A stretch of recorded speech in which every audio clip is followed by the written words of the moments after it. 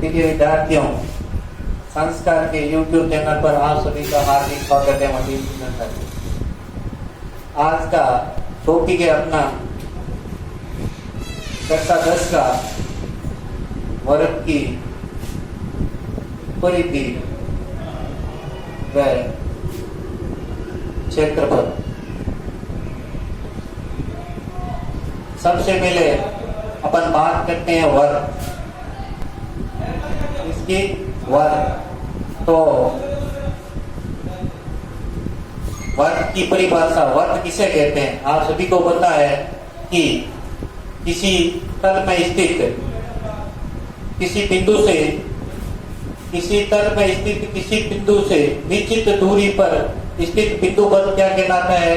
वर्ग कहलाता है। ये एक निश्चित बिंदु है, इसे ये दूरी समान दूरी पर ये एक बिंदु पर है, उसको क्या कहते हैं? वर्ग कहते हैं।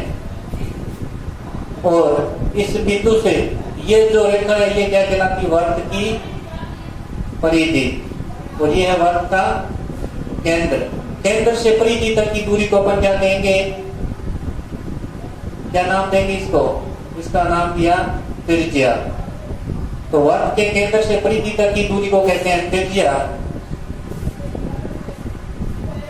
तो अब आगे बात करते हैं वर्ग का क्षेत्रफल। वर्ग का क्षेत्रफल क्या होता है? Pi r square. यहाँ पर पाई का मान 22/7 और अगर कई ट्यूशन में आपको दिया होता है पाई 22/7 या पाई बराबर 3.14। उसके बाद में बात करें वर्ग की परिधि। किसी भी वर्ग की परिधि का मान ज्ञात करना क्या होता है? परिधि होती है 2πr, जहां पर r क्या है? वर्ग की त्रिज्या। त्रिज्या क्या होती है? केंद्र से परिधि तक की दूरी क्या कहलाती है? त्रिज्या कहलाती है।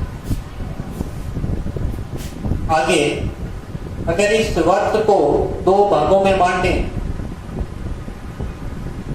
मान लो ये वर्ग है, इसको मैंने ये दो भागों में बांटा, ये बन गया अर्धवर्ग। अब अर्धवर्ग का क्षेत्रफल,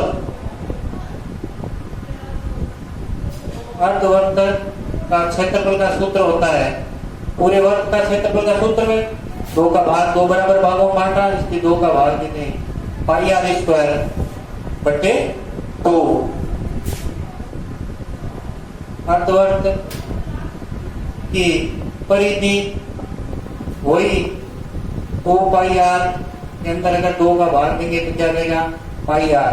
लेकिन यहाँ पर अगर अर्धवर्ग का परिमाप पूछे अपने को, अर्धवर्ग का परिमाप, तो यहाँ पर क्या हो जाएगा? अर्धवर्ग के परिमाप में ये सर्कल तो परिधि का आएगा ही आएगा, लेकिन साथ में यहाँ से यहाँ तक ये क्या जुड़ जाएगी?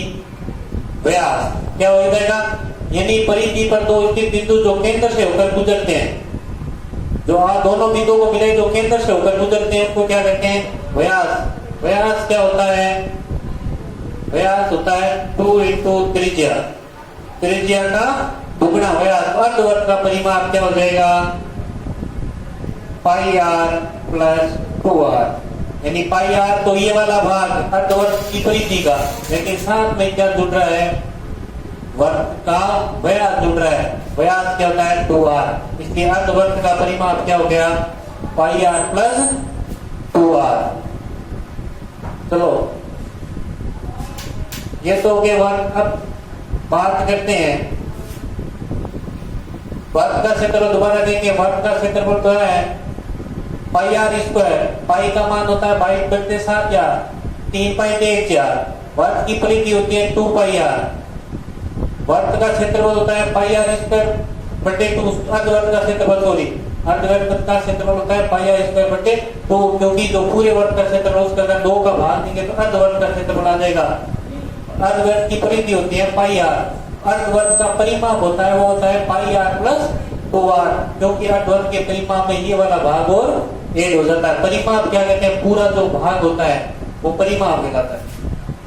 अब आगे बात करते हैं त्रिज्या में। किसकी? त्रिज्या की। देखो पहले त्रिज्या त्रिज्या घन किसे कहते हैं? देखो एक वर्त है, वर्त से के चाप तथा त्रिज्यों के केंद्र पर आंतरिक कोण, ये चाप कहलाया। मान लो ये एक ही चाप है, से केंद्र पर ये दो त्रिज्यों के जो क्षेत्रफल है, ये वाला दो भाग है, ये क्या कहलाता है? त्रिज्या खंड कहलाता है। ये कोण आंतरिक करते हैं, मान लो ये थीटा का, ये आर होगी त्रिज्या और ये होगी चाप। तो त्रिज्या खंड का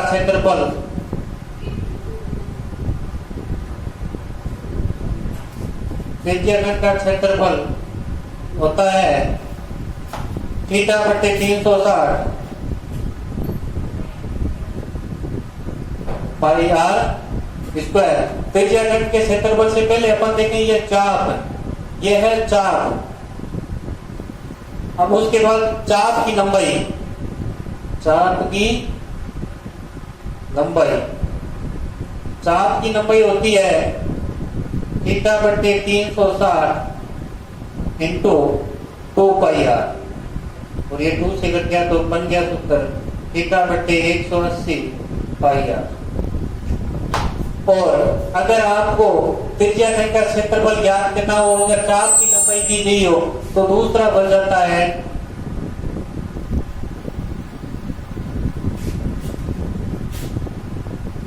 one by two L into R. 1/2 L into R. L यहाँ पर है चाप की लंबाई, आर यहाँ पर है त्रिज्या। ये दूसरा सूत्र बन गया। अगर अपन को चाप की लंबाई ये अगर दी हुई हो क्वेश्चन में और अपन को पूछे त्रिज्या खंड का क्षेत्रफल, तो क्या बनेगा? 1/2 एल आर। अब आगे बात करते हैं वर्तखंड की। किसकी बात करते हैं? वर्तखंड क्या होता है? जीवा तथा चाप के मध्य का क्षेत्र क्या कहलाता है? वर्तखंड। ये जो भाग है ये क्या कहलाएगा? वर्तखंड। अब इसका अगर क्षेत्रफल ज्ञात करना है तो ये क्या हो जाएगा? ये वाला पूरा जो भाग है, जो पहले आपने देखा ये त्रिज्या खंड है, उसमें से अगर इस क्षेत्र का मान निकाल लें तो क्या बनेगा? ये वाला मान। तो ये क्या कहलाएगा? वर्तखंड।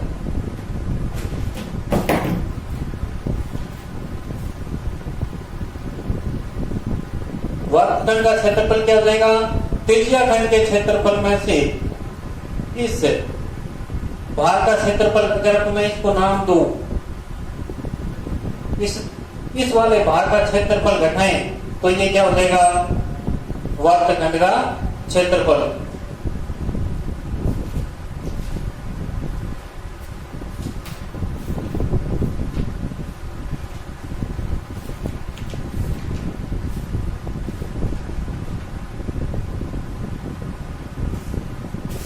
तो चलो वर्तखंड के क्षेत्रफल का सूत्र लिखते हैं।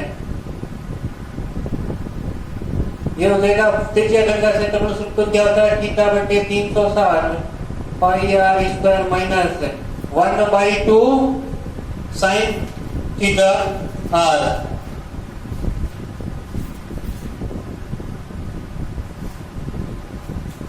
One by two r square sine theta. और साइन थीटा का मान, थीटा कौन सा?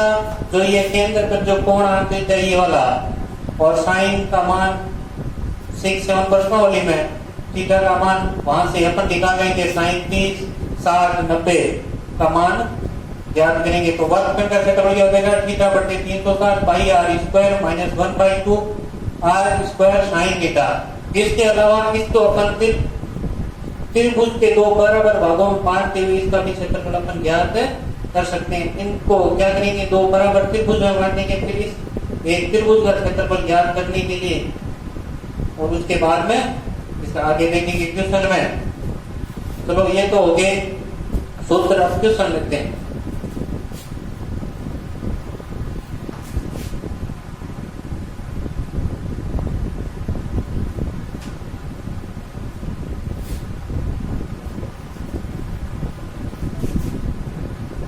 चलो अपने को कोई वर्त की सिंपल सा क्वेश्चन है।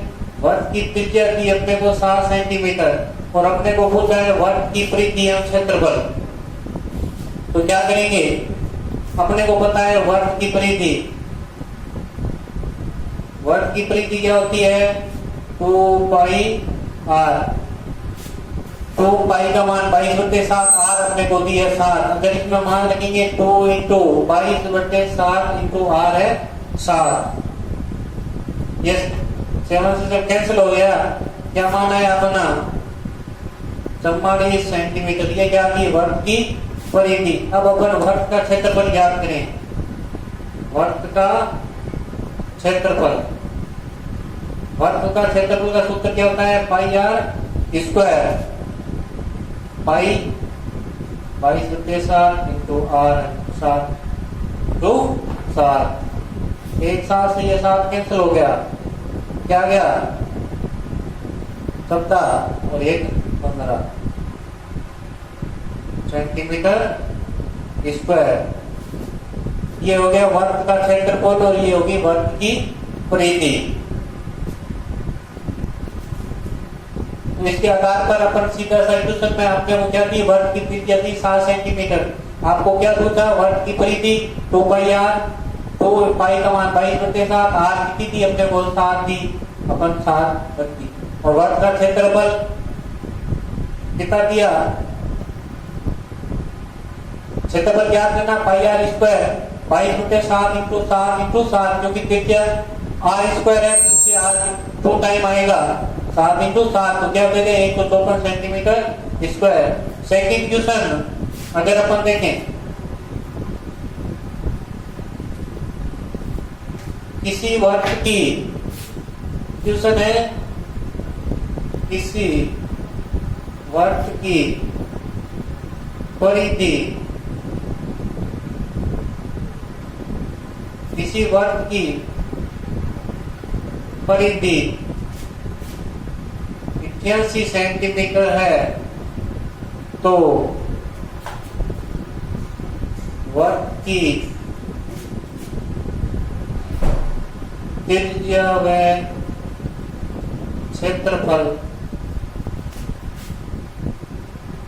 ज्ञात कीजिए।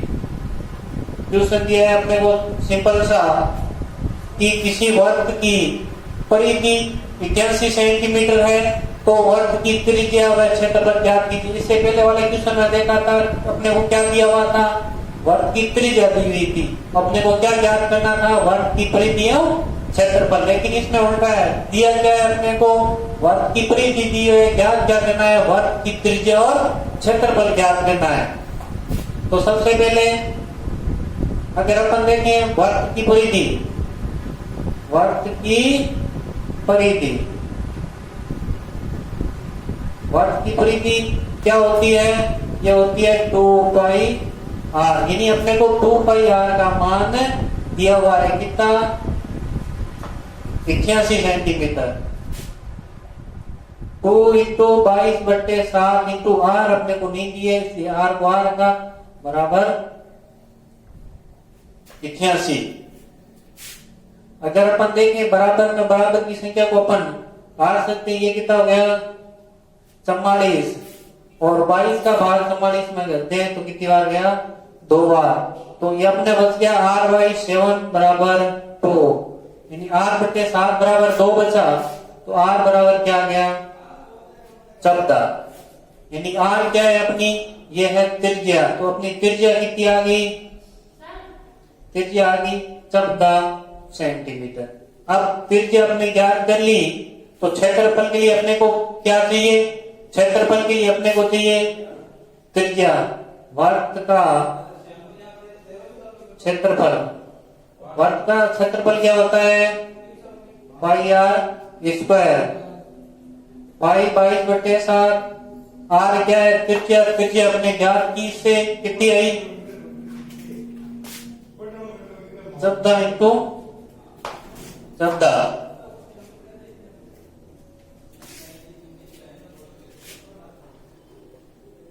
कितनी होगी 2,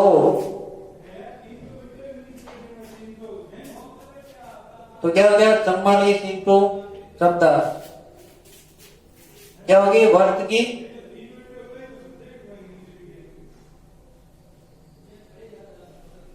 तो क्या आ गई 616, क्या आ गया 616 सेंटीमीटर स्क्वायर। ये क्या हो गया वर्ग का क्षेत्रफल, क्या गया 616 सेंटीमीटर स्क्वायर। 56 चलो, तो अपने को क्वेश्चन क्या दिया हुआ था, क्वेश्चन दिया हुआ था किसी वर्ग की परिधि 88 सेंटीमीटर है, तो वर्ग की त्रिज्या और क्षेत्रफल दोनों ज्ञात करने थे। तो चलो, वर्ग की परिधि 2 पाई आर अपने को कितनी दी थी 88, तो 2 से 88 44 बार, 22 से 44 2 बार, तो क्या बच गया R/7 बराबर 2, R बराबर 14। त्रिज्या आ गई अपने 14। अब 14 अपन वर्ग का क्या निकालेंगे क्षेत्रफल, ये होता है पाई आर स्क्वायर, यानी 22/7। आर का मान अपने ज्ञात किया, क्या 14 इंटू 14, तो 44 इंटू 14 कितना हो गया 616 सेंटीमीटर स्क्वायर। अब आगे अपन क्वेश्चन लेते हैं।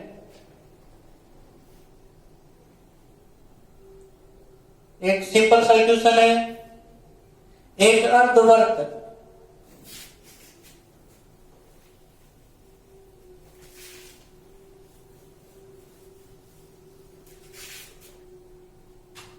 क्वेश्चन क्या है, एक अर्धवर्ताकार प्लॉट की त्रिज्या अपने को दी है 21 सेंटीमीटर, क्या दी है 21 सेंटीमीटर, और अपने को क्या ज्ञात करना है, इसका क्षेत्रफल तथा परिमाप क्या थी, इसका क्षेत्रफल तथा परिमाप ज्ञात करना है। तो देखो अपने को क्या है, एक अर्धवर्ताकार प्लॉट है, अपन किसकी बात कर रहे हैं, एक अर्धवर्ग की, किसकी बात कर रहे हैं, एक अर्धवर्ग की बात कर रहे हैं, जिसकी त्रिज्या अपने को कितनी दी है 21 सेंटीमीटर, और इसका क्या पूछा है, एक तो पूछा है अर्धवर्ग का क्षेत्रफल और एक परिमाप पूछा है। चलो ज्ञात करते हैं अर्धवर्ग का क्षेत्रफल। अभी मैंने सूत्र बताया था अर्धवर्ग का क्षेत्रफल, अर्धवर्ग का नाम सुनते अपने दिमाग में यही आता है कि वर्ग का आधा भाग, पूरे वर्ग का क्षेत्रफल होता है पाई आर स्क्वायर, का वर्ग का क्या बचेगा 1/2 पाई आर स्क्वायर, यानी पूरे वर्ग के क्षेत्रफल का आधा। तो 1/2 इंटू 22/7 इंटू आर कितनी दी है अपने को 21 इंटू 21, 2 से ये कितना हो गया 11 है, 7 से ये 7 का ये 3, तो अपने पास क्या बच गया 11 इंटू 3 33 इंटू 21, तो अपना आंसर क्या आ गया, अपना आंसर आ गया 33 इंटू 21 693 सेंटीमीटर स्क्वायर। 67 और 3 76 693 सेंटीमीटर स्क्वायर। ये तो क्या क्या अर्धवर्ग का क्षेत्रफल। और इसके साथ साथ अपने को एक बात और पूछी है, यह पूछा है परिमाप। हालांकि पूरे वर्ग का परिमाप और परिधि का मान बराबर होता है, लेकिन अर्धवर्ग में परिमाप और परिधि अलग अलग होती है। अगर अपन अर्धवर्ग की परिधि की बात करें तो ये मैंने एक अर्धवर्ग बनाया, ये जो भाग है ये कहलाएगी अर्धवर्ग की परिधि, क्या कहलाएगी ये अर्धवर्ग की परिधि। लेकिन परिमाप का नाम आते ही क्या हो जाएगा, ये वाला भाग है वो साथ में और जुड़ जाएगा। अर्धवर्ग का परिमाप क्या होता है, अर्धवर्ग का परिमाप होता है परिधि का आधी, यानी pi r plus 2r, 22/7 pi r 22/7 into 21 plus 2r, 2 into 21, ये कितने हो गए 3,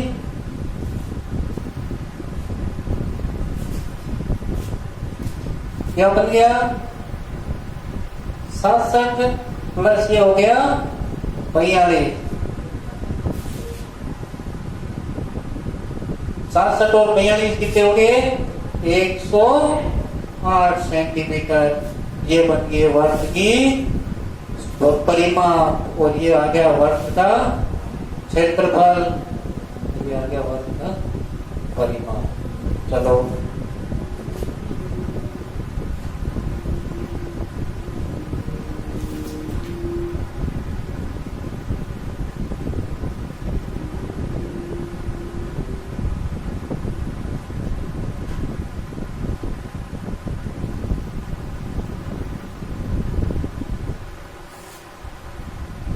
चलो आगे अपन बात करते हैं सकेंद्रीय वृत्तों की। इसकी सकेंद्रीय वृत्तों की, यानी ऐसे दो वृत्त जिसका केंद्र एक ही हो। सकेंद्रीय वृत्त ऐसे दो वृत्त जिसका केंद्र एक ही हो। ये केंद्र है, इससे ये वृत्त है और ये एक दूसरा वृत्त है, दोनों का केंद्र एक ही है ये वाला, लेकिन दोनों की त्रिज्याएं अलग अलग है। तो अपन इससे बात करें सकेंद्रीय वृत्त का, अगर अपन क्षेत्रफल ये वाला भाग का अगर अपन क्षेत्रफल पूछे तो क्या होगा। अगर अपन अलग अलग ज्ञात करें तो ये छोटे वाला वृत्त है उसका क्षेत्रफल और एक बड़े वाले वृत्त दोनों के क्षेत्रफल ज्ञात करेंगे और बड़े वाले वृत्त के क्षेत्रफल में से छोटे वाले वृत्त के क्षेत्रफल को घटा देंगे। मान लो मैं छोटे वाले वृत्त की क्षेत्रफल की त्रिज्या लेता हूँ r1 और बड़े वाले वृत्त की त्रिज्या लेता हूँ r2। अब अपन इसको टुकड़ों में समझे पहले, तो सबसे पहले मैं एक नंबर पे किसका बड़े वाले वृत्त का क्षेत्रफल ज्ञात करता हूँ।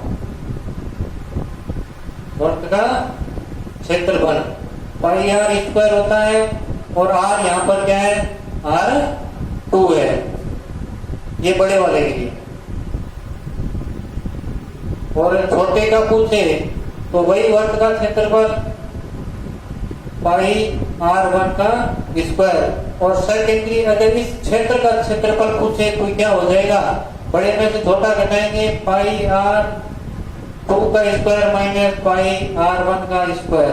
पाई दोनों में कॉमन है तो क्या हो जाएगा पाई r2 स्क्वायर माइनस r1 का स्क्वायर। ये होता है सकेंद्रीय वृत्त के परिबद्ध इस वलय का क्षेत्रफल।